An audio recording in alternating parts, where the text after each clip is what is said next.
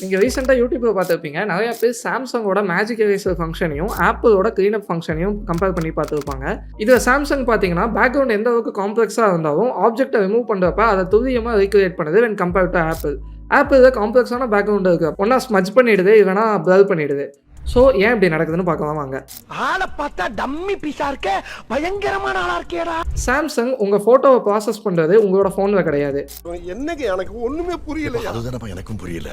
Samsung first உங்க ஃபோட்டோவ cloud upload பண்ணிடும். அங்க Googleஓட ஹெவி கம்ப்யூட்டேஷனை யூஸ் பண்ணி உங்க ஃபோட்டோவ ப்ராசஸ் பண்றதுனால, உங்களுக்கு காம்ப்ளெக்ஸான பேக்கிரவுண்ட் இருந்தாலும் அத வந்து துல்லியமா ரீகிரியேட் பண்ண முடியுது Samsungனால. ஆனா Apple அப்படி கிடையாது. ஆனா நான் அப்படி இல்லடே. நமக்கு தான் தெரியுமே Apple வந்து பிரைவசிக்கு தான் ரொம்ப இம்பார்ட்டன்ஸ் கொடுப்பாங்கன்னு. ஸோ Apple ஃபோன்ஸ்ல என்ன நடக்குதுன்னா, நீங்க குடுக்குற ஃபோட்டோவ உங்க ஃபோன்லயே தான் அது ப்ராசஸ் பண்ணுது.